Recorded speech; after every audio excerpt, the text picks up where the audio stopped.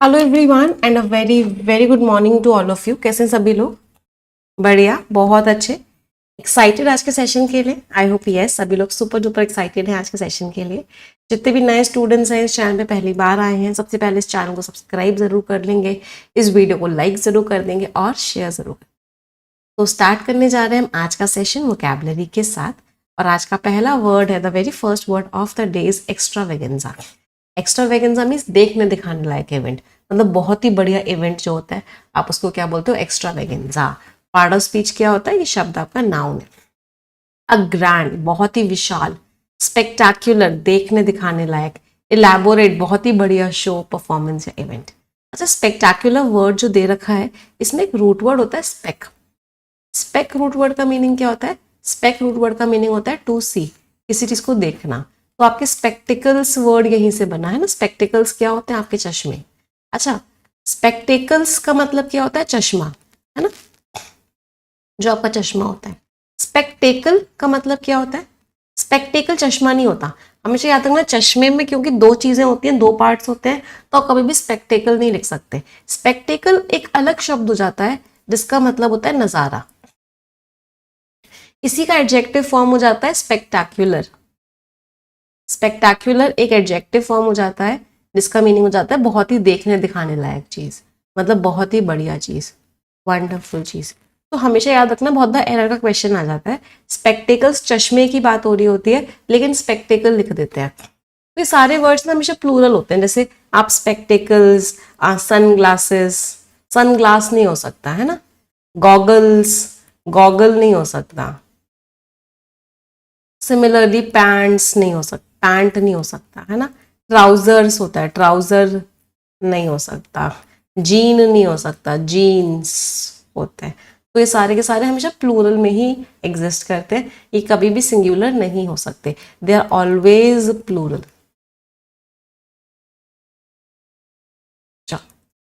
तो स्पेक्टेकल, नज़ारा, गाला, बहुत ही बढ़िया इवेंट, एग्जीबिशन। और क्या बोलते हैं, अगर कोई फेस्टिवल सा चल रहा है उसको क्या बोलते हैं? कार्निवल। कार्निवल का मतलब क्या होगा? एक फेस्टिवल। एंटोनिम सिंप्लिसिटी है, मॉडेस्टी है, प्लेननेस है, कुछ है ही नहीं। तो एनुअल कल्चरल फेस्टिवल जो है एक बहुत ही बढ़िया इवेंट था, म्यूजिक का, डांस का और कलरफुल परफॉर्मेंसेस का, बहुत बढ़िया परफॉर्मेंसेस।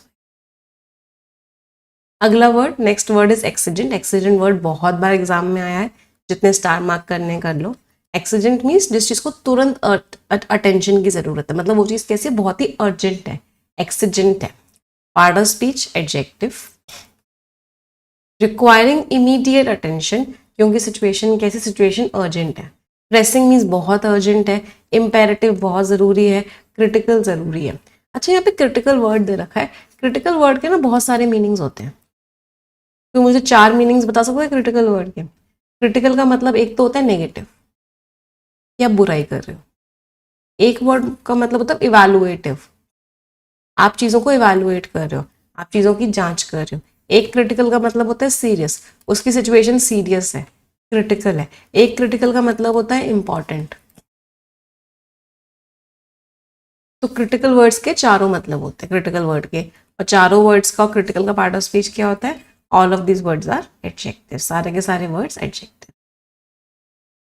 तो एक्सीजेंट है मतलब प्रेसिंग है, क्रिटिकल है, अर्जेंट है situation.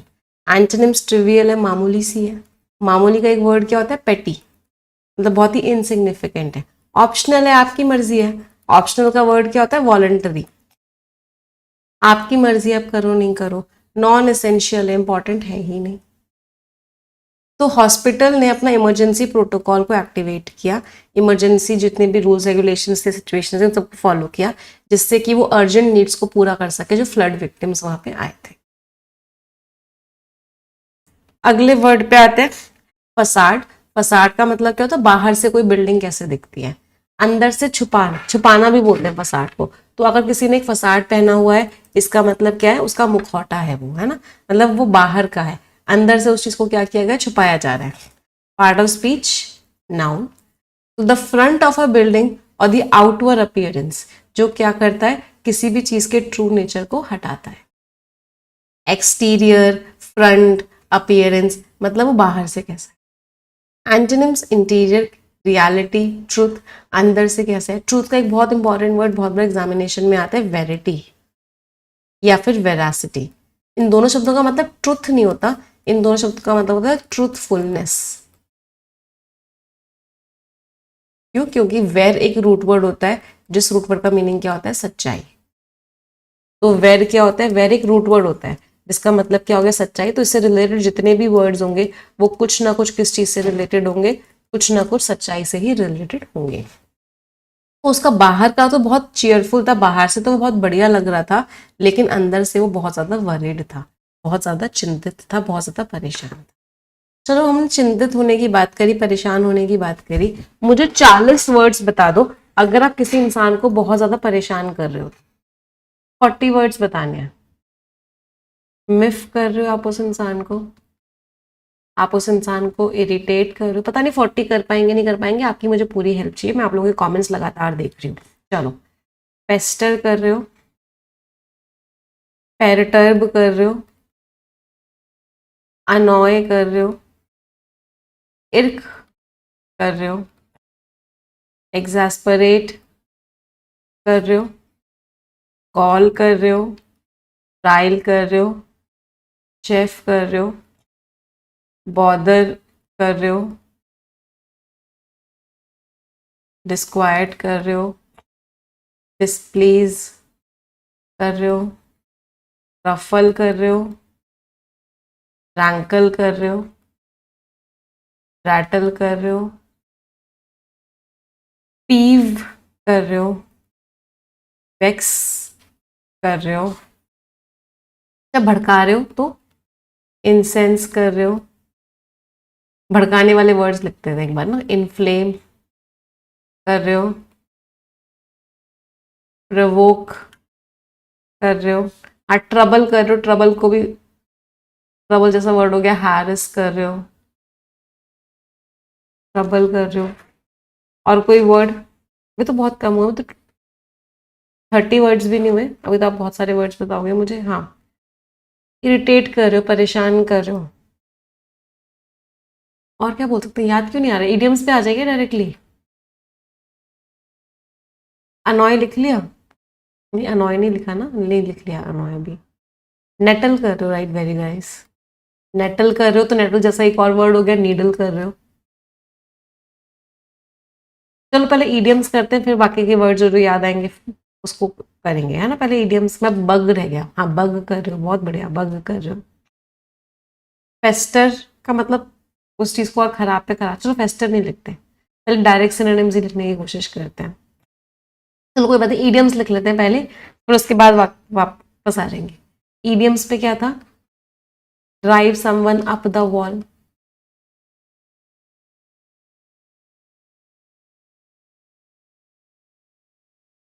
Get under someone's skin,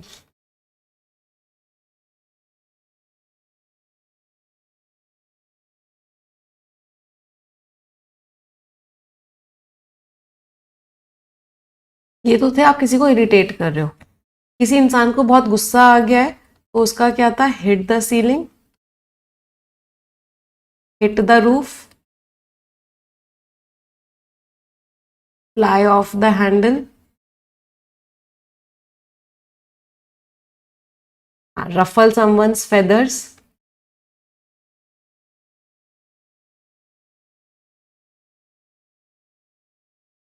push someone's buttons,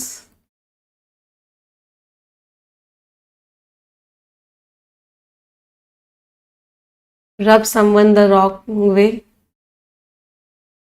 ये रब है ना।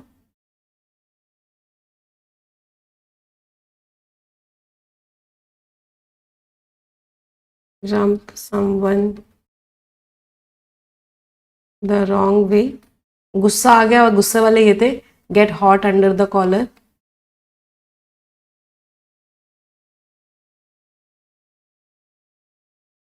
सी रेड। चलो ये हो गए 10, 10 तो ये हो गए, इनको 30 पूरा करो। हाँ, किसी इंसान को क्या कर रहे हो?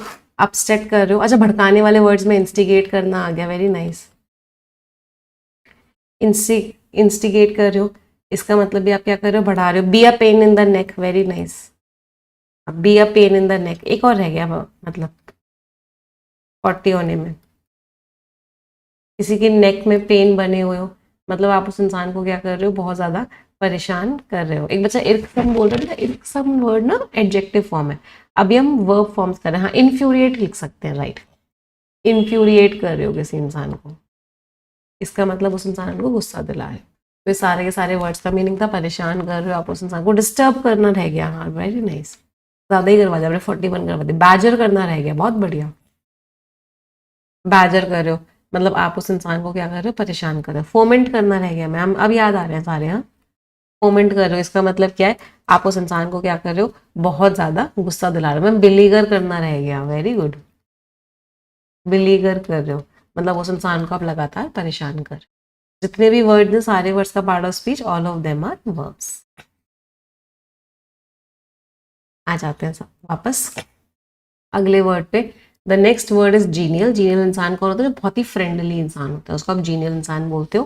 पार्ट ऑफ स्पीच एडजेक्टिव, ऐसा इंसान जो बहुत ही फ्रेंडली है, चीयरफुल है, प्लेजेंट है, बहुत ही बढ़िया है। हाँ, एफेबल है, कॉर्डियल है, एमिएबल है, और क्या बोल सकते हैं ऐसा इंसान जो बहुत ही फ्रेंडली है। देखो, एफेबल, एमिएबल और एमिकेबल, ये तीनों वर्ड्स एक जैसे हो गए। कॉर्डियल, सोशिएबल, जो ग्रुप्स में रहना पसंद करता है। ग्रेगेरियस, जो हमेशा क्या रहता है, ग्रुप्स में रहता है, इसको ग्रुप्स में रहना बहुत पसंद है। कंजीनियल, कंजीनियल भी वर्ड होता है, जीनियल भी वर्ड होता है, मतलब कैसा है वो इंसान, बहुत ही ज़्यादा फ्रेंडली है, उसका नेचर कैसा है, बहुत ही प्लेजेंट नेचर है उसका, कैसा है वो, बहुत ही वेलकमिंग है, मतलब उस इंसान का नेचर बहुत ही अच्छा है। वो इंसान बहुत ही एक्सट्रोवर्टेड है। एक्सट्रोवर्टेड मीन्स बाहर जाके बहुत फ्रेंड्स बना लेता है आराम से। सारे के सारे वर्ड्स, पार्ट ऑफ स्पीच।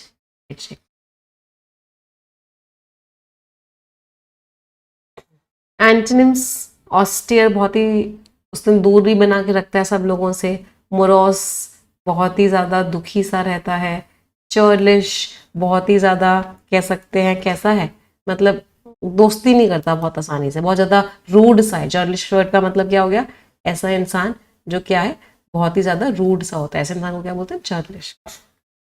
तो एक मल्टीनेशनल कंपनी वो लीड कर रहा है, उसके बावजूद भी सीईओ बहुत फ्रेंडली था और अप्रोचेबल था हर एम्प्लॉय के साथ, बहुत ही फ्रेंडली था। अच्छा, एक वर्ड ना बहुत बार एग्जामिनेशन में आता है, हम फ्रेंडशिप की बात कर ही रहे हैं, दैट इज कैमराडरी। कैमराडरी शब्द का मीनिंग क्या होता है, कि एक तरीके से क्या है, फ्रेंडशिप है। और भी क्या बोलते हैं इसे, बोन होमी भी बोलते हैं, मतलब रिश्ते कैसे हैं, रिश्ते बहुत ही अच्छे हैं। आप हर किसी के साथ क्या कर रहे हो, फ्रैटरनाइज कर रहे हो। कल वर्ड पढ़ा था, याद है, फ्रैटरनाइज कर रहे हो, मतलब हर किसी के साथ आप क्या कर रहे हो, दोस्ती बना रहे हो, मतलब आप क्या हो, बहुत ज़्यादा फ्रेंडशिप करने वाले इंसान हो, हर किसी के साथ फ्रेंडशिप बना लेते हो। कैमराडरी तो इतनी बार एग्जाम में आया ना, क्या बताऊँ, इस वर्ड को डबल स्टार मार्क कीजिएगा, very important word for all.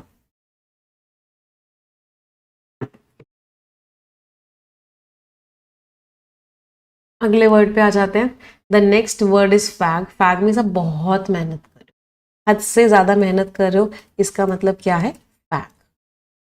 Part of speech action की बात कर रहे हैं ना, मेहनत कर रहे हो, पार्ट ऑफ स्पीच क्या हो गया, work. To work very hard, आप बहुत मेहनत कर रहे हो। Toil, toil is a very important word, इस पर डबल स्टार मार्क करो, बहुत बार एग्जाम में है। बहुत मेहनत कर रहे हो, लेबर कर रहे हो, ड्रज कर रहे हो, मतलब काम पे काम किए जा रहे हो, किए जा रहे हो, किए जा रहे हो। एंटोनिम्स, रिलैक्स कर रहे हो, रेस्ट कर रहे हो, आइडल बैठे हो, खाली बैठे हो। तो उसको पूरे वीकेंड काम करना पड़ा उस प्रोजेक्ट को फिनिश करने के लिए, पूरे वीकेंड उस इंसान को क्या करना पड़ा, उसको काम करना। अगले वर्ड पे आते हैं, the next word is truncate. Truncate means आपने काट दिया उस चीज को। एक्शन की बात कर रहे हैं, पार्ट ऑफ स्पीच फिर से क्या हो गया, वो shortened by cutting of a part. आपने उस चीज को क्या किया, कट कर दिया, कट कर दिया, ट्रंकेट कर दिया, और क्या बोल सकते हैं, प्रून कर दिया आपने उस चीज, स्निप कर दिया, क्रॉप कर दिया, शॉर्टन कर दिया, मतलब आपने उस चीज को क्या किया, काट दिया। अब्रिज कर दिया, काट दिया, कंडेंस कर दिया, छोटा कर दिया, एब्रीविएट कर दिया, छोटा कर दिया।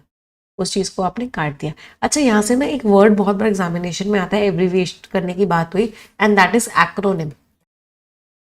एक्रोनिम क्या होता है?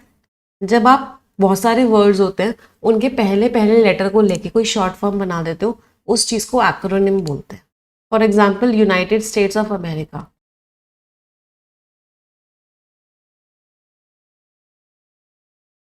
तो आपने क्या किया? यूएसए। तो यूएसए क्या हो गया? यूनाइटेड स्टेट्स ऑफ अमेरिका का एक्रोनिम हो गया। फर्स्ट फर्स्ट लेटर लिया और उसका एक छोटा फॉर्म बना दिया, उसको एब्रीविएट कर दिया। तो मुझे याद रखना व्हाट इज, इसको एक्रोनिम बोलते हैं ना, वेरी इंपॉर्टेंट। एंटोनिम्स, इलेबोरेट कर रहे हो, लंबा कर रहे हो, एक्सपैंड कर रहे हो। कॉम्प्रिहेंसिव में जो हर चीज को कंप्लीट, हर चीज को कवर करे। होलिस्टिक, जो हर चीज को कंप्लीट करे। तो इतनी खराब वेदर कंडीशंस थी, उसकी वजह से स्पेस एजेंसी ने लॉन्च का स्केड्यूल क्या किया? छोटा कर दिया, क्योंकि वेदर कंडीशंस बहुत खराब थी। Next word is ghettos. Ghettos का मतलब क्या होता है? वो शहर के एरियाज जहाँ पे गरीब लोग रहते हैं, उनको क्या बोलते हैं? Ghettos. Part of speech, noun. Poor areas of a city, जहाँ पे माइनॉरिटी कम्युनिटीज साथ में रहती है, उनको क्या बोला जाता है? गेटोस। स्लम्स, सेटलमेंट्स, एनक्लेव्स, मतलब वो सारे के सारे एरियाज जहाँ पे झुग्गी झोपड़ियाँ होती हैं। एंटोनिम्स, सबर्ब्स, अच्छे एरियाज, एफ्लुएंट एरियाज, अमीर areas, communities. Suburbs means urban areas के आगे के एरियाज। तो बहुत सारे सोशल प्रोग्राम्स हैं, उनका मकसद क्या है कि जो शहर में जो गरीब लोगों के जो घर हैं उनकी कंडीशंस को अच्छा किया जाए, लिविंग कंडीशंस को इम्प्रूव किया जाए। बहुत सारे सोशल प्रोग्राम्स का ये मकसद है। अच्छा, चलो कुछ ईडियम्स करते हैं। अगर आप बहुत ज़्यादा, अभी हमने वर्ड पढ़ा था, बहुत ज़्यादा मेहनत करने का वर्ड पढ़ा था टॉयट। मुझे कुछ ईडियम्स बता सकते हो?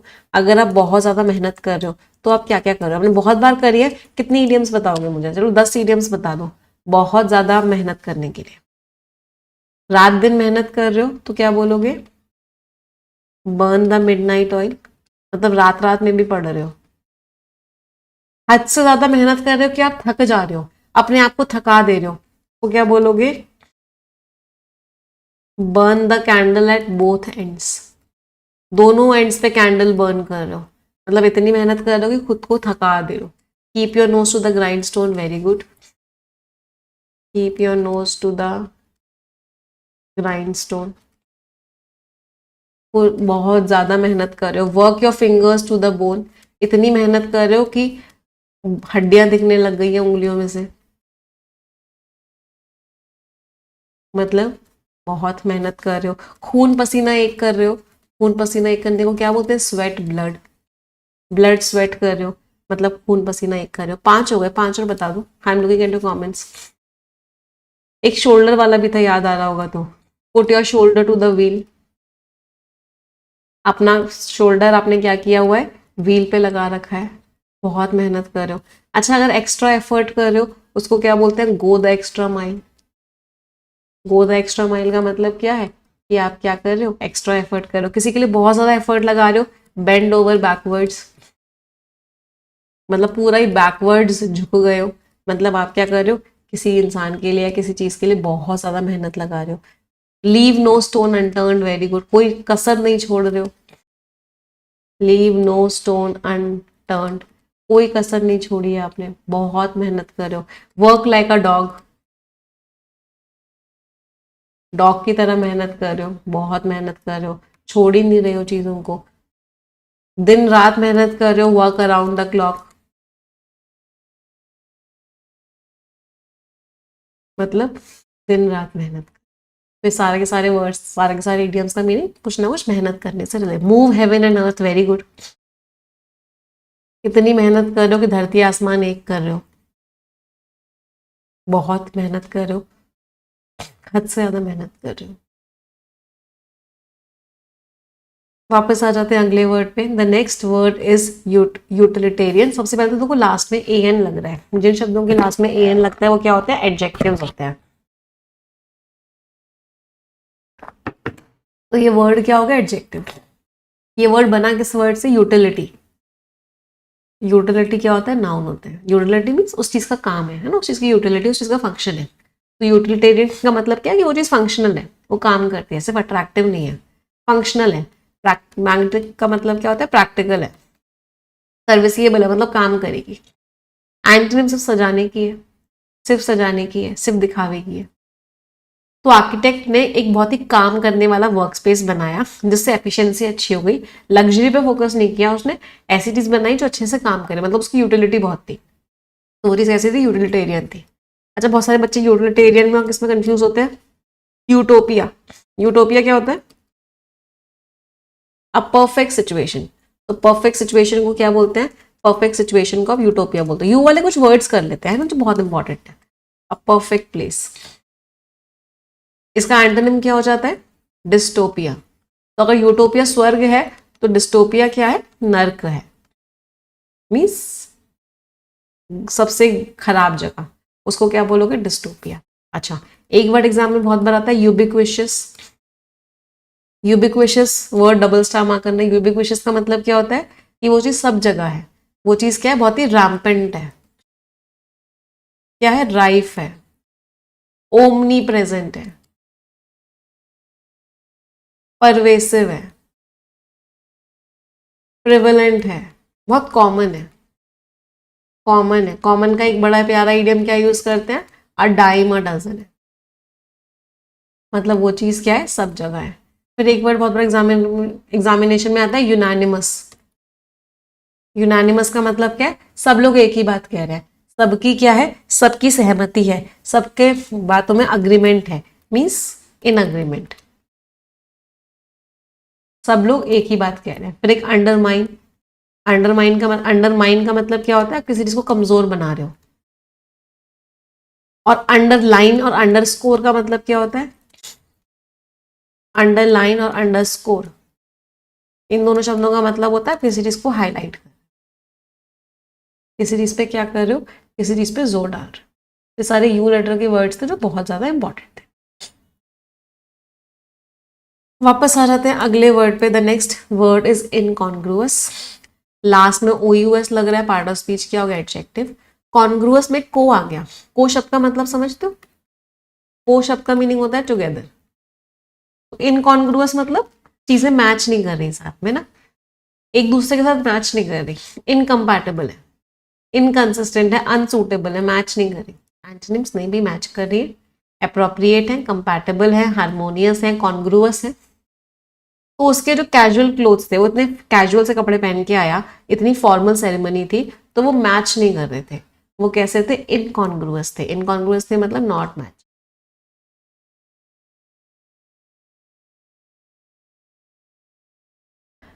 Next word is fickle. Fickle किसके लिए यूज किया जाता है? जनरली फिकल यूज करते हैं मिस्टर ट्रम्प के लिए, कि मिस्टर ट्रम्प बार बार अपने ओपिनियन, अपनी चीजों को बदलते रहते हैं। Part of speech adjective. Frequently changing opinions, वो बार बार क्या करते हैं? अपने ओपिनियंस को, अपनी चीजों को बदलते रहते हैं। कैप्रिशियस है, मर्क्यूरियल है, वॉलेटाइल है, कभी कुछ अगले ही पल में कुछ आ जाता है उनका। एंटोनिम्स नहीं, जो कह दिया वो कह दिया। रेजोल्यूट है, डिटरमाइंड है, कांस्टेंट है, कोई चेंज नहीं करते। तो इन्वेस्टर का जो कॉन्फिडेंस है वो फिकल हो सकता है, वो बदल सकता है जब इकोनॉमिक अनसर्टेनिटी, जब इकोनॉमी पता ना हो तो इन्वेस्टर का कॉन्फिडेंस भी फिकल हो सकता है, बार बार बदल सकता है। अच्छा, इसी बात में मैंने बहुत दिनों से ना उसके सिनोनिम्स नहीं करे। और कोई इंसान बहुत दृढ़ है, जो मैंने बोल दिया वो बोल दिया, बहुत रेजोल्यूट है। कुछ सिनोनिम्स बता दो जल्दी से इसके। रेजोल्यूट है, डेटरमिन्ड है, स्टेडफास्ट है, टेनेशियस है, अनवेवरिंग है, रुक नहीं रहा, लगातार अपनी चीजों पे काम करता है। इंसेसेंट, इंसेसेंट मीन्स जो रुकता नहीं है, जो एक ही चीज पे लगातार काम करता है। अनस्वर्विंग है, हिलता नहीं है, जो बोल दिया वो बोल दिया। अच्छा, इसी के अगर मैं नेगेटिव वाले टोन की वर्ड्स की बात करूं तो जिद्दी है। मैम इस वाले में परसिस्टेंट रह गया, राइट? परसिस्टेंट है। परजीवियरिंग, परजीवियरिंग में जो लगातार अपनी चीजों में काम करे, बिना रुके काम करे। अनरिलेंटिंग है, रुके ही ना। या रिलेंटलेस है, रुके ही ना, लगातार अपनी चीजों पे काम करें बिना रुके हुए, फर्म है, राइट। चलो अब नेगेटिव वालों पे करें तो एडमेंट है, एब्स्टिनेट है, ऑब्स्टिनेट, एडमेंट, ऑब्स्टिनेट, ऑब्ड्यूरेट,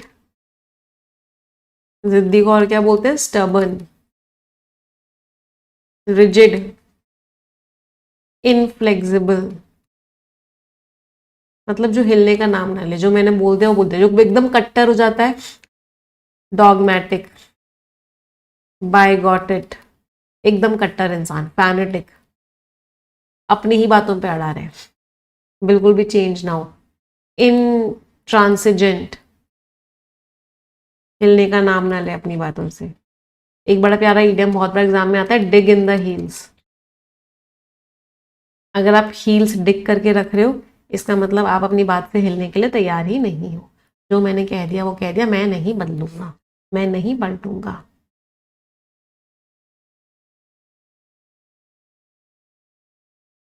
आ जाते हैं आज की स्टोरी पे, और आज की स्टोरी किसकी है, बियॉन्ड द फसाड।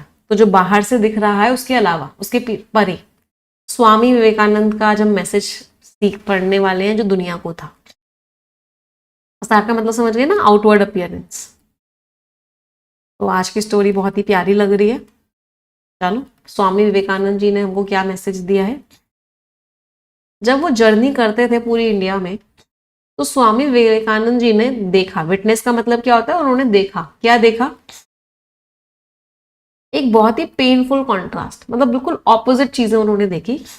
इतने सुंदर सुंदर भव्य महल थे, मैग्निफिसेंट मीन्स बहुत बड़े बड़े, बहुत ही प्यारे प्यारे, बहुत सुंदर भव्य विशाल महल थे, एंड रिलीजियस एक्स्ट्रावेगेंजा, और इतना ज्यादा सेलिब्रेशन हो रहा था। एक्स्ट्रावेगेंजा मीन्स दिखावा था, सेलिब्रेशन हो रहा था, और साथ ही साथ उसमें निग्लेक्टेड सेटलमेंट्स भी थे, मतलब ऐसे भी लोग थे जो बहुत ही ज्यादा गरीब थे, इम्पोवरिश्ड, बहुत ही गरीब, इम्पोवरिश्ड मीन्स पुअर, गेटोज मीन्स जहाँ पे गरीब लोग रहते हैं, स्लम्स कह सकते हैं एक तरीके से।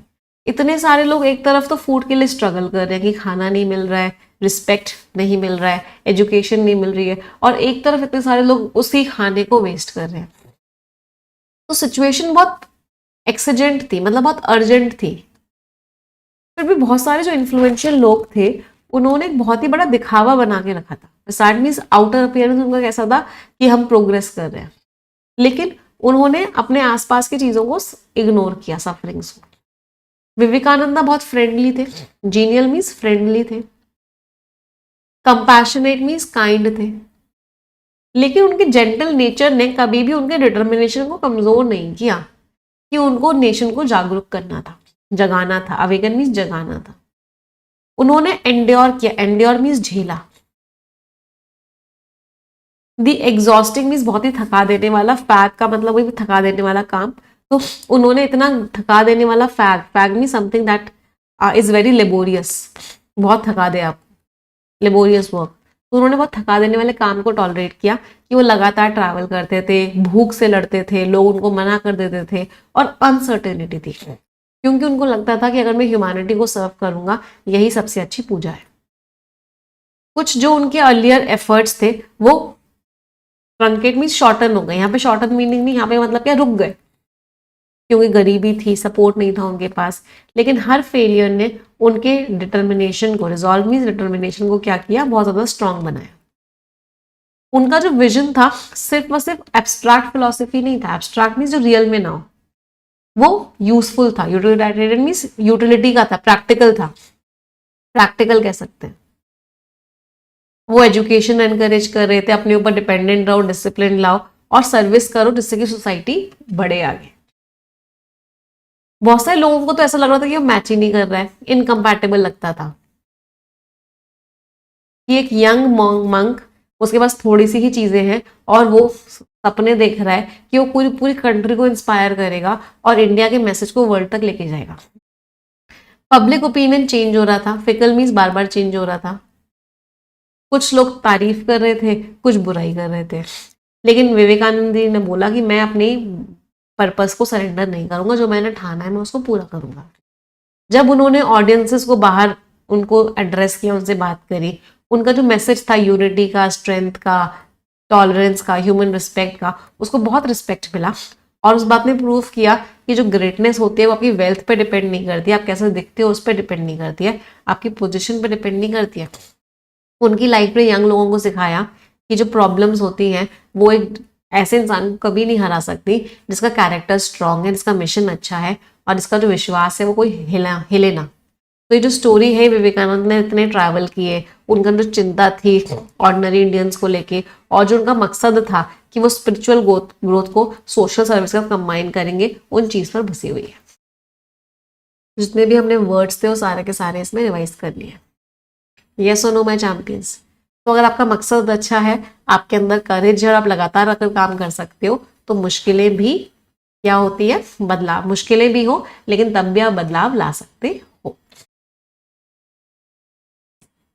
ये सारे के सारे वर्ड्स हैं, ये आपको टेलीग्राम चैनल में पीडीएफ शेयर हो जाएगी इंग्लिश विद निमिषा बंसल पे, वहां से पढ़ लीजिएगा। आ जाते हैं वन वर्ड सब्स्टिट्यूट्स पे। First word is blasphemy. बहुत बारी वर्ड आपको एग्जामिनेशन में आता है। ब्लास्फेमी आता है, प्रोफैनिटी आता है, और इसका एक और भाई होता है सैक्रिलेज। तीनों वर्ड्स का मतलब क्या होता है कि आप किसी पवित्र चीज को डिसरिस्पेक्ट कर रहे हो।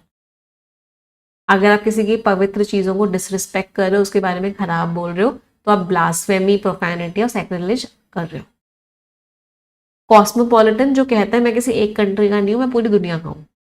जो अपने आप को इंडियन, ऑस्ट्रेलियन, अमेरिकन नहीं कहता, जो कहता है पूरी दुनिया मेरी है, ऐसे इंसान को क्या बोलते हैं, कॉस्मोपॉलिटन। क्यूरेटर, जो इंसान म्यूजियम की जिम्मेदारी लेता है, उसको मैनेज करता है, क्यूरेटर। फ्यूजिटिव, भगोड़ा। नीरव मोदी को क्या बोला गया, फ्यूजिटिव बोला गया। वो क्या थे, भगोड़े, मतलब जो जस्टिस से या लॉ से भाग जाए, फ्यूजिटिव, भगोड़ा। बहुत बार एग्जाम में आया फ्यूजिटिव भी। ये आप नंबर्स देख रहे हो, 5 5 5 5, इन नंबर्स का मतलब होता है कि ये वर्ड बार बार एग्जामिनेशन में आए, और पिछले 3 सालों में ये वर्ड 5 बार आ चुका है। आ जाते हैं फ्रेजल वर्ब्स। फ्रीक आउट मत करो यार, why are you freaking out? इतना ज्यादा डरे हुए क्यों हो, शॉक्ड क्यों हो, एंशियस? फ्रीक आउट हो या एक्साइटेड, मतलब अपने इमोशंस को कंट्रोल क्यों नहीं कर पा रहे हो यार? डोंट फ्रीक आउट, परेशान मत हो। फ्री अप, अभी कुछ रेस्ट्रिक्शंस थे बट अब ये फ्री अप हो गया है। नया सॉफ्टवेयर वेयर फ्री अप हो गया, मतलब अभी कुछ चीजों में लगा हुआ था, फ्री है। फ्रीज ओवर, पूरी तरीके से आप आइस से कवर हो गए, लेक फ्रीज ओवर कर गई, पूरी तरीके से आइस से कवर हो गई। फ्रेशन अप, इसका मतलब क्या है कि आप एकदम नहा धो लिए हो, एकदम फ्रेशन अप हो गए हो, अब घूमने जा सकते हो। मतलब पार्टी में जाने से पहले मैं फ्रेशन अप होना चाहूंगी, मतलब आप अपने आप को एकदम नीट एंड क्लीन दिखा रहे हो, मतलब एकदम क्लीन हो चुके हो। ईडियम्स एंड फ्रेजेस पे आ जाते हैं। लीव नो स्टोन अनटर्न्ड हमने अभी करा, मतलब आपने हर संभव कोशिश कर ली, कहीं कोई कमी नहीं छोड़ी। Doing everything possible to achieve perfection. Perfection batch में भी हम यही करते हैं। परफेक्शन बैच में भी लीव नो स्टोन अनटर्न्ड, हर संभव कोशिश करते हैं जिससे कि हम परफेक्शन को अचीव कर सकें। अ फाइन ट्यून्ड मशीन, मतलब जो बहुत परफेक्टली काम कर रही है, ऐसी मशीन जो बहुत बढ़िया काम कर रही है, fine tuned machine. On the money, बिल्कुल precise, accurate. To hit the nail on the head, बिल्कुल प्रिसाइज, बिल्कुल accurate. As clear as crystal, एकदम आसान है, क्लियर है, इजी टू अंडरस्टैंड है, एज क्लियर एज क्रिस्टल। अच्छा, नेल से एक और इडियम, अगर मैंने बोला यू नेल्ड इट, मतलब मैं आपकी तारीफ कर रही हूँ, आपने बहुत बढ़िया काम किया है, you nailed it, what a wonderful work, you nailed it, बहुत बढ़िया काम किया। ये स्टोरी सभी लोग टेलीग्राम चैनल से पढ़ेंगे। आ जाते हैं आज के आर्टिकल पे। बहुत ही इंटरेस्टिंग आर्टिकल है, बट उससे पहले मैं रिक्वेस्ट करूंगी, क्या रिक्वेस्ट करूंगी, सभी को पता है कि लगभग 6000 बच्चे यह सेशन देख रहे हैं, तो जितने लोगों ने सेशन को लाइक नहीं किया हुआ है, एक बार तुरंत के तुरंत लाइक कर देंगे। Everyone will like the session, कर दिया? तो आज, अच्छा एक चीज़ और, परफेक्शन बैच की आज क्लास के बारे में सभी को पता है, तो परफेक्शन 8.0 के अंदर आज आप सभी लोगों की क्लास है। कल वाली क्लास तो यूट्यूब पे आ गई थी क्योंकि कल वेडनेसडे का दिन था, बट अब से क्लासेस आपकी परफेक्शन बैच की यस ऑफिसर एप्लीकेशन पर होंगी, 11 बजे होंगी। जितने लोगों ने अभी तक परफेक्शन बैच को ज्वाइन नहीं किया है वो आज की आज ज्वाइन कर सकते हैं। उनको सबसे पहले इंट्रोडक्टरी क्लास देखनी होगी और फिर वो आज वाली क्लास में आ सकते हैं। हाइडिंग द सिजर्स, सिजर्स को छुपा रहे हो, मतलब देखते हैं ऑथर का मतलब क्या है इस चीज को कहने से कि हाइडिंग द सिजर्स। अच्छा, यहाँ से ग्रामर का क्वेश्चन भी बहुत बार आता है। मैंने आपको बताया ना कि ये वर्ड्स हमेशा प्लूरल होते हैं। सिमिलरली सिजर्स वर्ड भी हमेशा प्लूरल होता है। सिजर जैसा कोई शब्द नहीं होता। There is no word like scissor. ये वर्ड, ये क्वेश्चन भी एग्जामिनेशन में बहुत बार आता है ना, तो इसको स्टार मार्क करके लिखिएगा। On the central board of film certification. चलो पहले आप पढ़ेंगे फिर हम समझाएंगे। Read it everyone.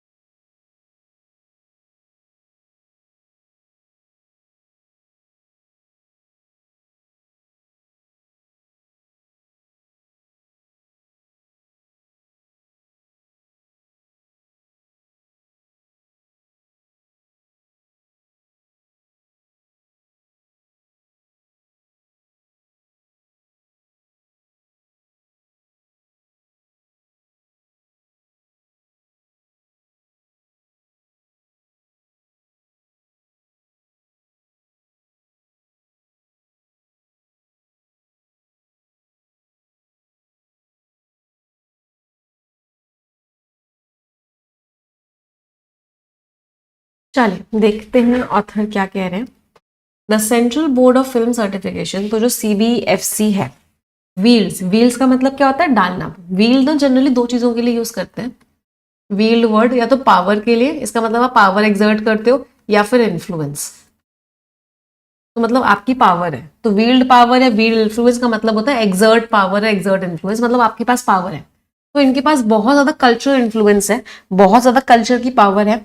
Bye deciding, ये डिसाइड करता है कि कौन सी फिल्म्स हैं जिनको इंडियन सिनेमाज में दिखाया जा सकता है।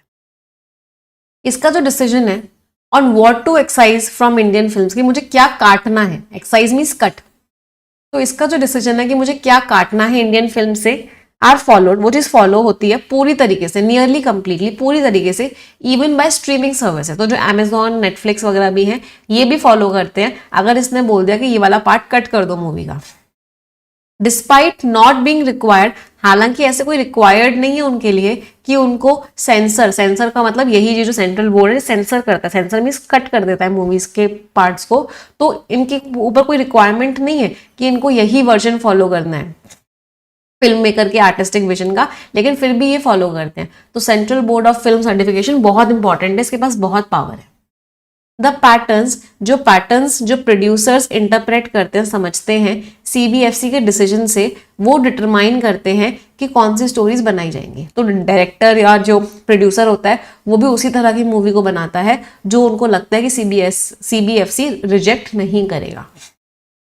देयर इज अ रीजन, इसलिए कारण है कि कुछ पॉलिटिकल फिल्म्स जो होती हैं जो एस्पाउस करती है, एस्पाउस मीन सपोर्ट करती है, किस चीज को सपोर्ट करती है? The cause of secularism. तो कुछ मूवीज ऐसी आती हैं जो सेक्युलरिज्म को सपोर्ट करती है। सेक्युलरिज्म का मतलब क्या होता है कि हर रिलीजन को इक्वल इंपॉर्टेंस दी जा रही है, या फिर हर रिलीजन बराबर है। तो कुछ मूवीज जो इस चीज को सपोर्ट करती हैं, या फिर कुछ मूवीज ऐसी भी होती हैं जो कम्युनलिज्म को भी सपोर्ट कर देती हैं। Communalism means community wise division. तो उनको हम सिनेमाज में देखते हैं। क्यों? क्योंकि CBFC ही डिसाइड करता है कौन सी मूवी आएगी, कौन सी मूवी नहीं आएगी।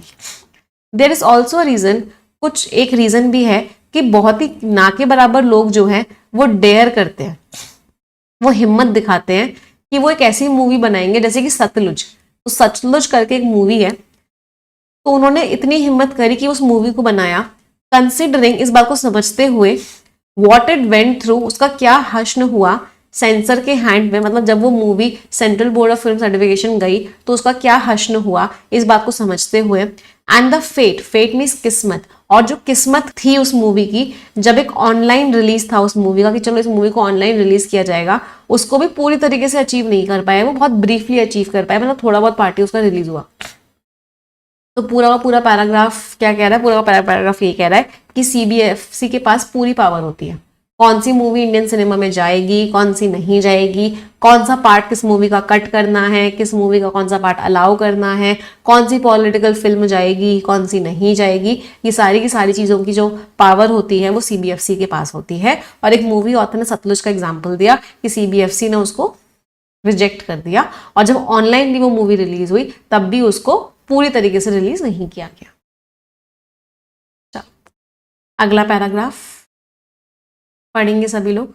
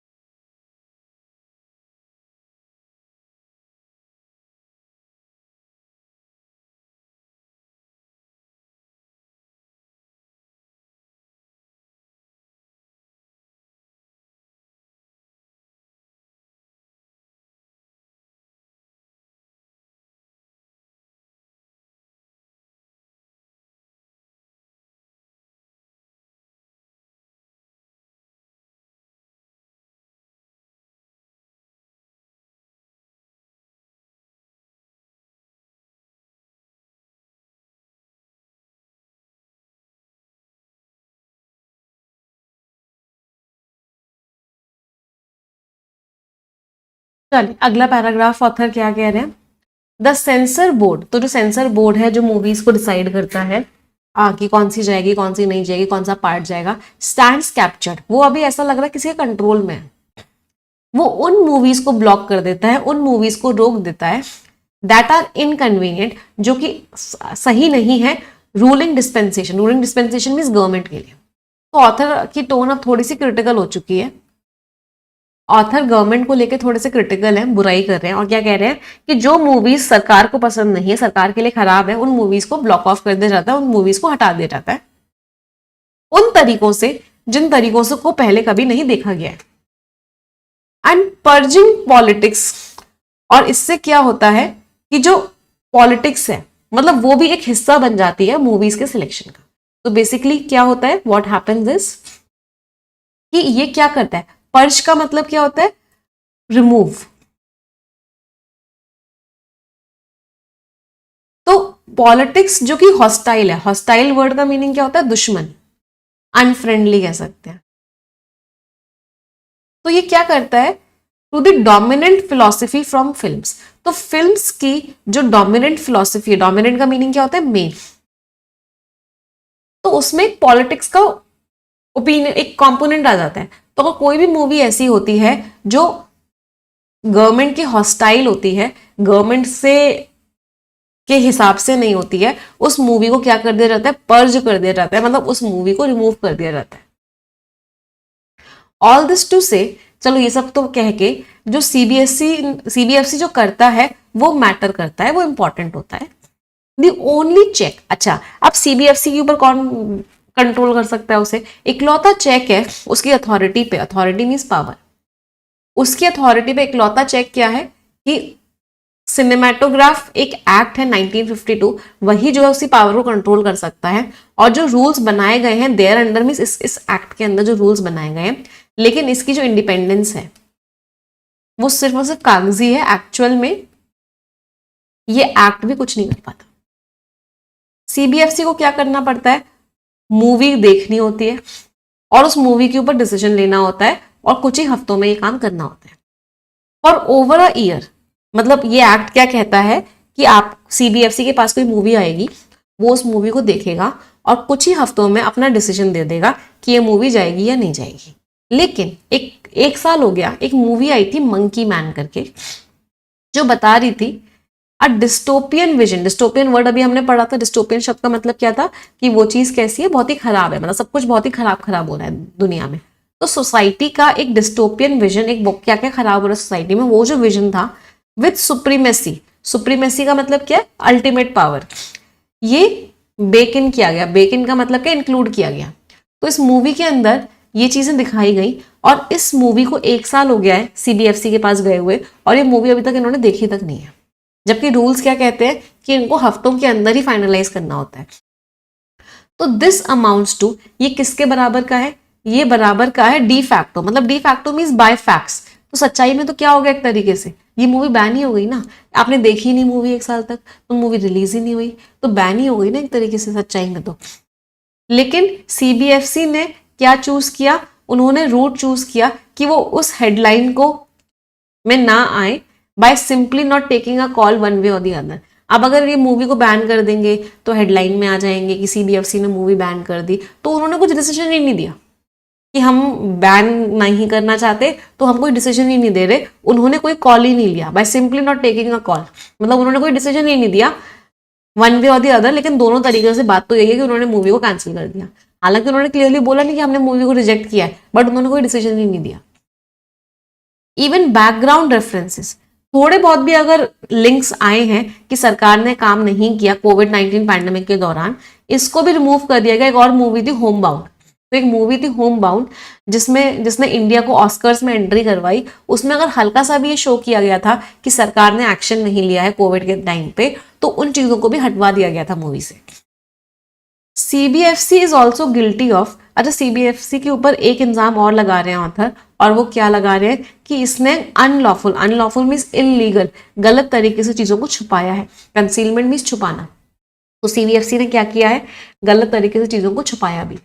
तो पूरे पैसेज में ऑथर की जो टोन है सीबीएफसी को लेके वो क्रिटिकल है। ऑथर बुराई पे बुराई कर रहे हैं कि आप मूवी रिलीज नहीं, मूवी के ऊपर कोई डिसीजन नहीं देते हो, जबकि आपको हफ्तों में डिसीजन देना होता है, आप चीजों को छुपाते हो, सरकार के खिलाफ कोई बात होती है आप उस चीज को कट कर देते हो, या उन मूवीज को ही ब्लॉक कर देते हो, आप ये सारी की सारी चीजें करते हो, विच इज रॉन्ग।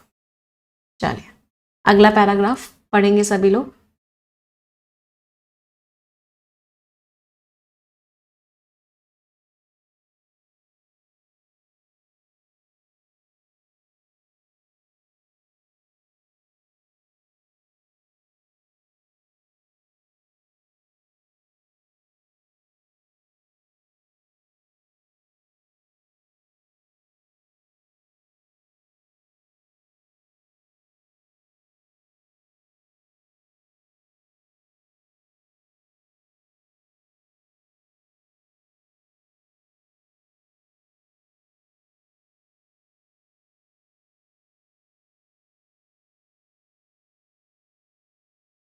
अगला पैराग्राफ ऑथर क्या कह रहे हैं, इन प्लेन डिफाइंस, डिफाइंस का मतलब क्या है, एकदम अपोजिशन, मतलब क्लियर क्लियर उन्होंने इस एक्ट को फॉलो ही नहीं किया। जो सेक्शन 582 है सिनेमेटोग्राफ एक्ट, उसको उन्होंने अपोज किया। अपोज का मतलब है फॉलो ही नहीं किया, नॉट फॉलोइंग कह सकते हैं। तो इस एक्ट को, रूल्स को फॉलो ही नहीं कर रहे। वो ये एक्ट कहता है कि आपको सर्टिफिकेट पब्लिश करने पड़ेंगे गवर्नमेंट गैजेट में, बट ये लोग पब्लिश ही नहीं करते, इन्होंने सर्टिफिकेट पब्लिश करना रोक दिया है। साथ ही साथ जो ऑनलाइन डिटेल्स इनको देनी होती थी कि अपने सर्टिफिकेट की कट्स के साथ, अब वो क्या कर रहे हैं, वो अनइंडेक्स्ड है, मतलब आप ढूंढ ही नहीं सकते, कहां पर मिलेगी आपको पता ही नहीं है, और वो डिफिकल्ट हो गई है क्योंकि उसके वो किसके पीछे आ जाते हैं, अंडर मेंटेनेंस मैसेज। तो जब भी आप उसको ढूंढने की कोशिश करते हो, जो ऑनलाइन उनको डालना होता है, उसके ऊपर लिखा आ जाता है अंडर मेंटेनेंस, तो आप कभी पहचान ही नहीं पाते, वो ढूंढ ही नहीं पाते वो है कहाँ। कर्टन का मतलब क्या होता है, पर्दा, तो किस चीज के पर्दे के पीछे चली जाती है, वो अंडर मेंटेनेंस मैसेज के पर्दे के पीछे। आर्काइव्स, आर्काइव्स का मतलब क्या होता है कि जहां पे आप स्टोर करते हो चीजों को, पुरानी पुरानी चीजों को स्टोर करते हो, उसको आर्काइव बोलते हैं। तो इनमें अब कट पोर्शन है ही नहीं फिल्म्स का। लॉ कहता है कि आप जो भी मूवी का पोर्शन कट कर रहे हो आप उसको स्टोर भी करो, लेकिन वो है ही नहीं, रिसर्चर्स अब स्टडी ही नहीं कर पा रहे हैं। प्री सेंसरशिप जो होता है कि मूवी आने से पहले उसको रोका जाए या कट किया जाए, ये एक ऐसा कॉन्सेप्ट है जो बहुत ही खतरनाक होता है, बहुत ही हार्मफुल होता है। आप मूवीज को रोकने की कोशिश कर रहे हो फ्री सोसाइटी के लिए। और सीबीएफसी का जो रोल है कि सीबीएफसी जो मूवीज को सेंसर करता है, जो काटता है, रोकता है, इसको ought to means should be, इस सीबीएफसी के रोल को आप थोड़ा सा कम करो, कर्टेल करो मींस रिड्यूस करो। चलो पूरी तरीके से आप मिटा नहीं रहे, एबॉलिश मींस पूरी तरीके से खत्म नहीं कर रहे हो, कोई बात नहीं, लेकिन कम से कम थोड़ा कम तो करो इनका जो रोल है। वाइल इट एग्जिस्ट, अभी भी सीबीएफसी का रोल बहुत इंपॉर्टेंट बना हुआ है हमारी कंट्री में। सीबीएफसी को कंपेल करना चाहिए, कंपेल मीन्स फोर्स्ड। तो जो फिल्म फ्रैटर्निटी है, तो जो फिल्म का पूरा सोसाइटी है, जो फिल्म के सारे के सारे लोग हैं, वो क्या करने चाहिए, सीबीएफसी को फोर्स करो। और जो उसका फाउंडिंग स्टैट्यूट है, founding statute mean founding members, जो है स्टैट्यूट का मीनिंग वैसे लॉ होता है, यहाँ पे मतलब क्या है, जो पूरा का पूरा स्टैब्लिशमेंट है, तो पूरा का पूरा जो स्टैब्लिशमेंट है उनको बोलो यार कि कम से कम लॉ तो फॉलो करो। सेंसर के जो सिजर्स हैं, अब यहाँ पे सेंसर के सिजर्स का मतलब समझ में आया कि जो सिजर्स हैं, मतलब जो मूवीज को ये लोग काट रहे हैं, ये प्लेग हो चुकी है। प्लेग मीन्स बहुत प्रॉब्लम में आ चुकी है भाई, अच्छे से सेंसर कर ही नहीं रहे हैं, ये बिना अपनी अपनी चला रहे हैं। और इसमें स्टिफल कर दिया, स्टिफल मीन्स गला घोट दिया है। किसका गला घोट दिया है, जनरेशन ऑफ स्टोरी टेलर्स की वॉइसेस का। तो जो लोग हमें कहानी सुनाते हैं उनकी वॉइस का गला घोट दिया है सीबीएफसी ने।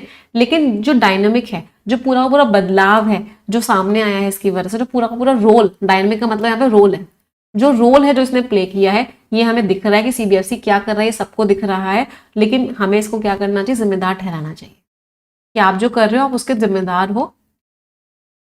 फिल्म फ्रैटर्निटी को, फिल्म से कंसर्न सारे के सारे लोगों को इसको फोर्स करना चाहिए कि भाई आप कम से कम लॉ तो फॉलो करो, चीजों को ऑनलाइन पब्लिश तो करो, सर्टिफिकेट्स तो अपलोड करो, जो ये कर ही नहीं रहा है, ये चीजों को छुपा रहा है। तो ऑथर गिलोन एक्सेसिवली क्रिटिकल थी सीबीएफसी को लेके। समझ आया आर्टिकल सभी को? ऑथर ने लैंग्वेज बहुत अच्छी यूज करी थी, है ना, टोन वगैरह सब बहुत अच्छी थी। अच्छा, आप लोगों को एक बात और बतानी थी, मैंने आप लोगों को बताया था ना कि द हिंदू के साथ उन्होंने मुझे इनवाइट किया है कि मैम आप हमारे एडिटर्स के आर्टिकल्स पढ़ाते हो, तो आप एडिटर्स के साथ मीटिंग करो, वो आपको समझें, आप उनको समझो, और आप सजेस्ट भी करो कि क्या आगे हम कर सकते हैं, किस तरीके से स्टूडेंट्स को सबसे ज़्यादा फायदा होगा। याद है आप लोगों को? हाँ।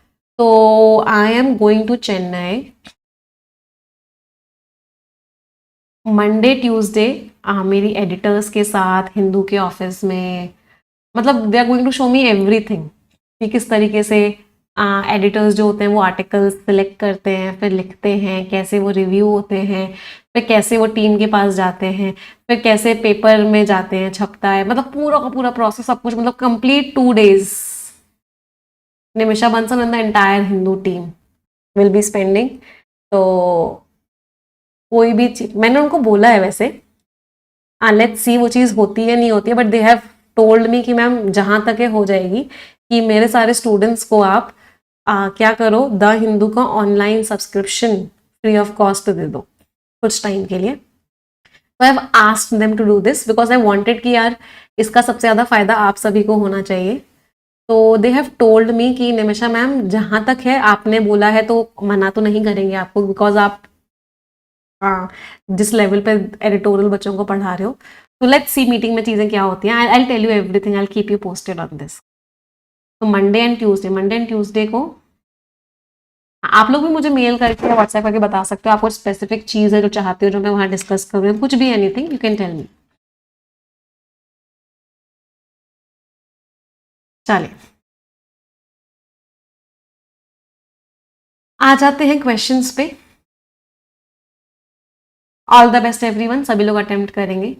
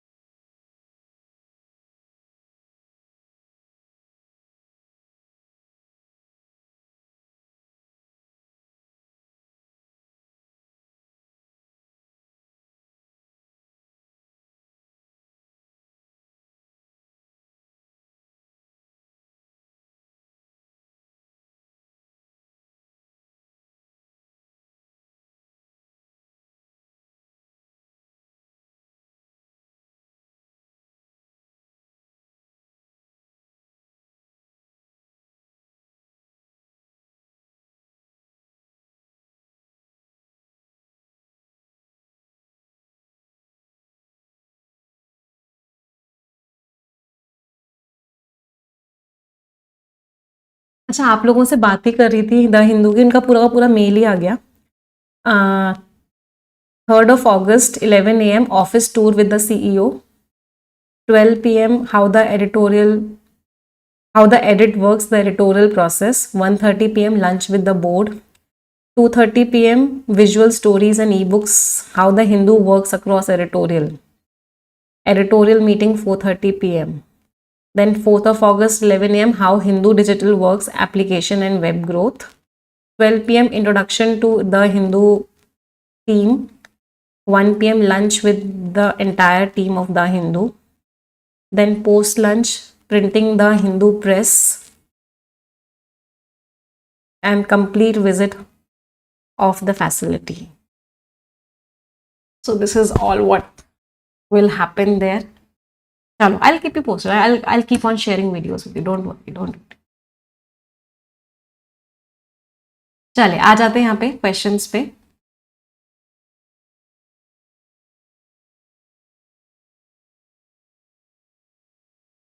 तो क्वेश्चन नंबर 1 पे आ जाते हैं। Why does the author insist, author क्यों इंसिस्ट कर रहे हैं कि जो सीबीएफसी की जो फंक्शनिंग है उसके ऊपर पब्लिक की नज़र होनी चाहिए, पब्लिक की स्क्रूटिनी होनी चाहिए, क्योंकि उसके जो डिसीजंस हैं वो इनडायरेक्टली शेप करते हैं ना केवल जो सिनेमा पहुंचता है बल्कि क्या इन्फ्लुएंस करता है कि किस तरह की स्टोरीज ऑफ फिल्म मेकर्स बनाएंगे। सही बात है। तो क्या सिनेमा पहुंच रहा है वो तो बहुत इन्फ्लुएंस हो ही रहा है, बट किस तरह की मूवीज बन रही है वो भी इन्फ्लुएंस हो रहा है।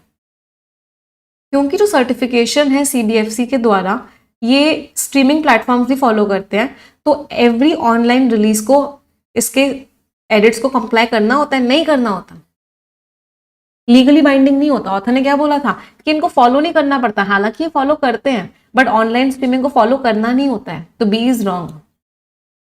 क्योंकि ओपेसिटी है, चीजें ये लोग क्लियर नहीं करते हैं और लंबे टाइम से एक्शन भी नहीं लेते हैं, तो जो बोर्ड है ये मूवीज को दबा देता है, क्लियरली नहीं बोल रहा है कि हम इस मूवी को बैन कर रहे हैं, बट मूवी पर कोई डिसीजन नहीं देता है तो मूवी दब जाती है। सही बात है। ऑथर ने एक मूवी का नाम भी लिया था, कौन सी मूवी थी, शायद द मंकी मैन की बात की थी ऑथर ने। तो answer is B, both A and. अगला, बेस्ड ऑन द पैसेज इनमें से कौन सा है जो फॉलो करता है ऑथर के क्रिटिसिज्म, मतलब ऑथर ने जो बुराई करी है उससे। सर्टिफिकेशन डिलेड होता है, इसका मतलब क्या है कि आप मूवी को रोक रहे हो, आप मना नहीं कर रहे हो, आप बस डिसीजन नहीं दे रहे हो, डिले कर रहे हो, तो इसका मतलब है मूवी को रोक रहे हो।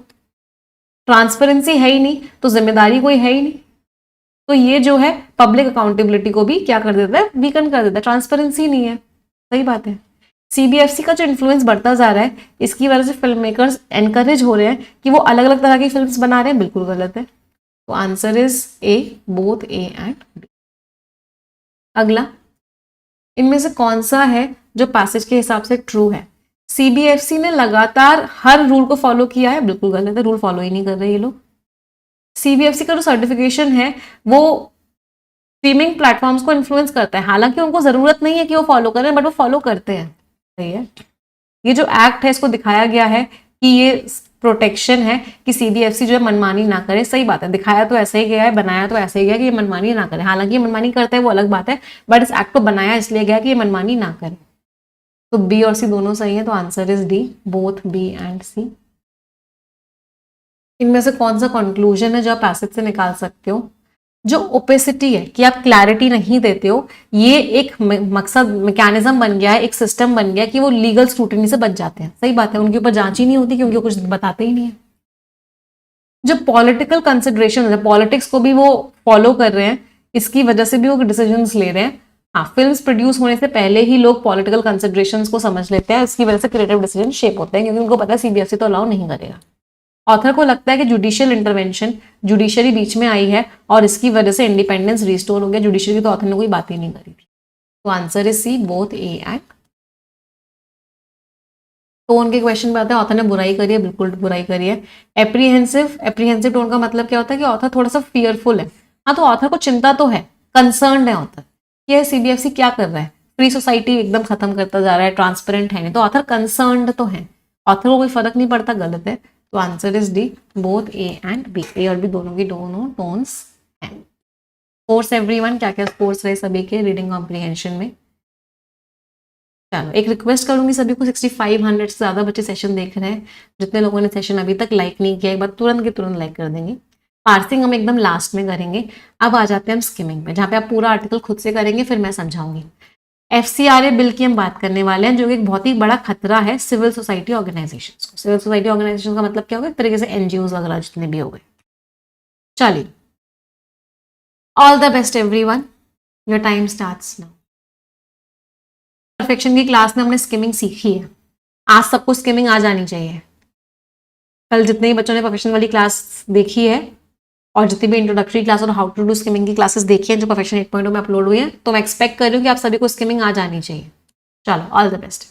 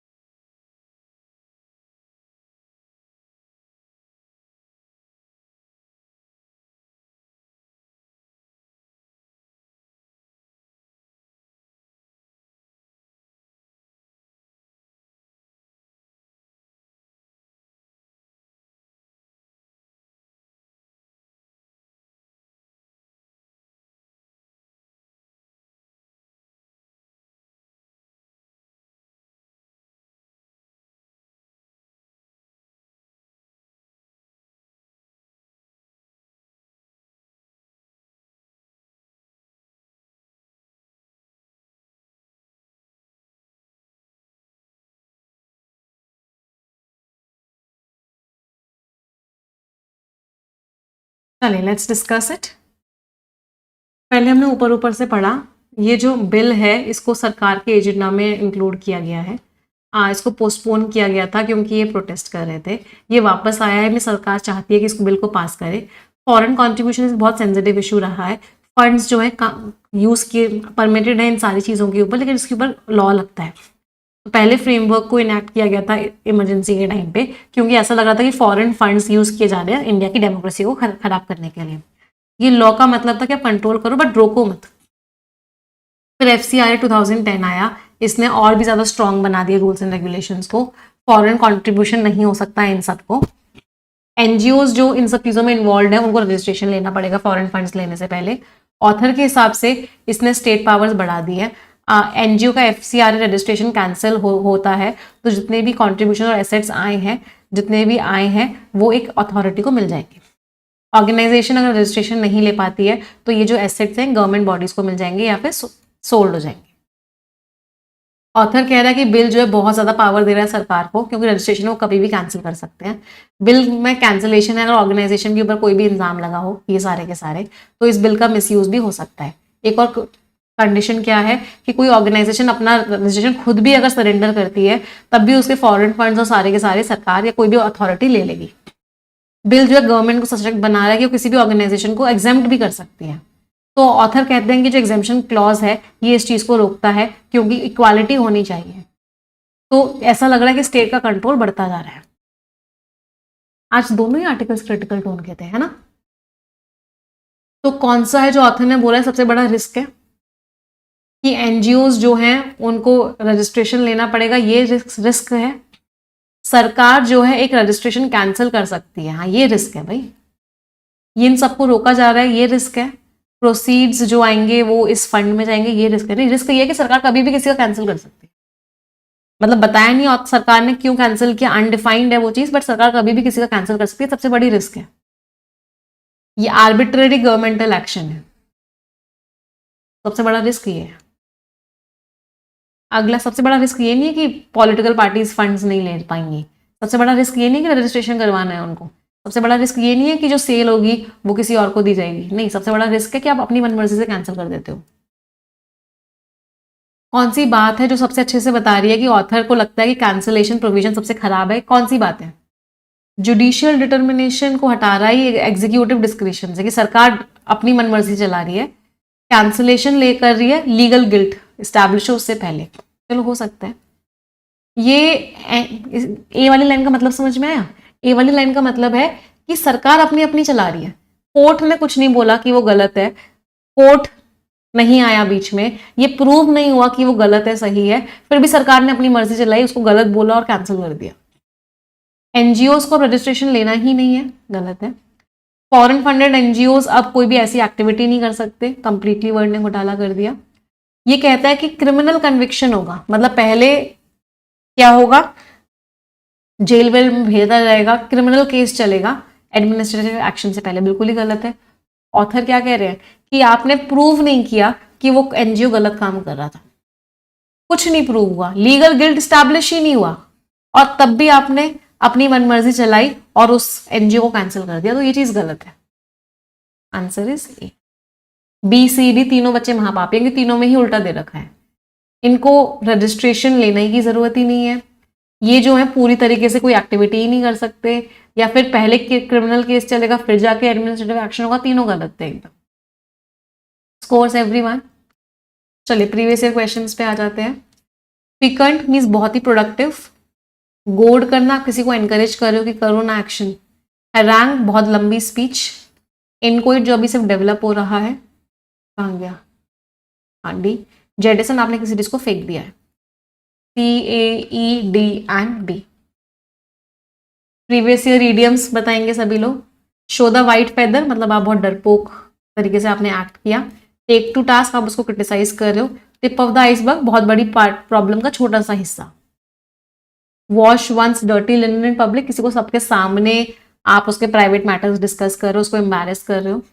वाइल्ड गूस चेस मतलब बेकारी का काम है, आप कभी अचीव नहीं कर पाओगे। ECBA and D। कोर्स 10 शब्द हैं, इनमें से 3 वर्ड्स का मीनिंग सभी लोग कमेंट्स में लिखेंगे। आप सभी की जिम्मेदारी है कि आप कम से कम 3 वर्ड्स का मीनिंग कमेंट्स में लिखेंगे ही लिखेंगे। इट इज योर रिस्पॉन्सिबिलिटी, और हर बच्चा अपनी जिम्मेदारी पूरी करेगा। जो जो बच्चे अपनी जिम्मेदारी पूरी करेंगे उनमें से एक बच्चे को हम सक्सेस नो मोर इल्यूजन बुक भी गिफ्ट करेंगे, और उस बच्चे के घर वो बुक भिजवाई भी जाएगी। तो मेक श्योर करो कि सभी लोग कम से कम 3 वर्ड्स का मीनिंग कमेंट्स में लिखें। Everyone has to write the meaning of at least 3 words in the comment section, सबकी जिम्मेदारी है, राइट। जिस बच्चे के घर बुक भिजवाई जा रही है उस बच्चे का नाम है खुशप्रीत कटारिया। बेटा एक मेल कर देना, एक स्क्रीनशॉट भेज देना कि ये कमेंट आप ही ने किया है, टीम आपके घर आपकी बुक भिजवा देगी। परफेक्शन 8.0 स्टार्ट हो चुका है, पहली क्लास यूट्यूब पे अपलोड हो चुकी है। अब आगे वाली आपकी क्लासेस जो होंगी वो एप्लीकेशन पे होंगी, तो मेक श्योर करो कि आप आज के आज ही परफेक्शन 8.0 को ज्वाइन करो। सबसे पहले इंट्रोडक्टरी क्लास देखना, how to do skimming class देखना, फिर ये क्लास देखना, फिर इस क्लास का सीक्वेंस वाइज चलो। आप किसी भी मंडे से स्टार्ट कर सकते हो, क्योंकि मंडे को हम उस टॉपिक का प्रीलिम्स लेवल स्टार्ट करते हैं और फिर हम फ्राइडे तक उसके मेंस लेवल तक जाते हैं। 3 महीने दे दो बस मुझे, 2.5 घंटा रोज, बस इतना टाइम दे दो मुझे। आई कैन गारंटी यू कि मैं आपकी इंग्लिश बहुत स्ट्रांग कर दूंगी। बैंकिंग का पेपर करोगे बहुत आसानी से क्लियर होगा। एसएससी तो एकदम ही केक वॉक लगेगा, एकदम ही हलवा लगेगा। डिफेंस भी एकदम ही केक वॉक लगेगा, बट उसके लिए आपको रेगुलरली परफेक्शन और एडिटोरियल में आना पड़ेगा। आई थिंक सभी बच्चों ने ज्वाइन कर लिया है ऑलरेडी, बट अगर फिर भी कोई बच्चा बच गया है जिसने अभी तक ज्वाइन नहीं किया हुआ है, वो आज के आज ज्वाइन कर लेगा। आपको 50% का डिस्काउंट मिल जाएगा। कोई डाउट, कोई क्वेरी होगी, आप हमें इस नंबर पर व्हाट्सएप करके पूछ लो। यहाँ से आप डायरेक्टली स्कैन कर सकते हो। येस ऑफिसर पे जाके आपको इंग्लिश का एक्सक्लूसिव सब्सक्रिप्शन लेना होता है। इसमें आपको सारे के सारे परफेक्शंस मिल जाते हैं। ऐसा नहीं होता कि बार बार कोई सब्सक्रिप्शन लेना है, सिर्फ इंग्लिश का सब्सक्रिप्शन लोगे, आपको सारे बैचेस मिल जाएंगे मेरे आज तक जो हुए हैं और जो अभी तक हुए। कोई दिक्कत? अगर आपको सारे सब्जेक्ट्स पढ़ने हैं, इंग्लिश के साथ क्वांट्स, रीजनिंग, जनरल अवेयरनेस, सारे के सारे सब्जेक्ट्स पढ़ने तो कंप्लीट सब्सक्रिप्शन ले लो। कोड आपका सफलता लगेगा, आपको 50% का डिस्काउंट मिल जाएगा। Banking exams back to back आ रहे हैं। आईबीपीएस क्लर्क का नोटिफिकेशन आ ही चुका है, एसबीआई पीओ, आईबीपीएस पीओ आ ही चुका है, एसबीआई क्लर्क कभी भी आ जाएगा। बैक टू बैक नोटिफिकेशन है। अगर आप अभी भी अपनी तैयारी स्टार्ट नहीं करोगे तो कब करोगे, आई डोंट नो। आज से तैयारी स्टार्ट करो, इंडिया के best of the best faculty से पढ़ो। यहाँ से आप स्कैन करके आप कंप्लीट सब्सक्रिप्शन ले सकते हो। जिन बच्चों को मॉक टेस्ट का प्लेटफॉर्म लेना है वो मॉक टेस्ट का प्लेटफॉर्म ले सकते हैं। ऑफिसर लैब ये आपको येस ऑफिसर एप्लीकेशन पे ही मिलेगा। जो बच्चे रिकॉर्डेड से लाइव में अपग्रेड करवाना चाहते हैं वो अपग्रेड करवा सकते हैं।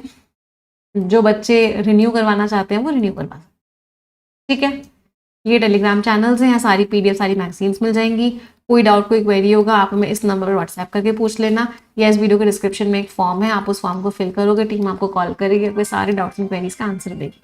ठीक है, सेशन एंड करते हैं। Thank you everyone, bye bye, take care, stay blessed, tata. अब हम मिलेंगे परफेक्शन बैच की क्लास।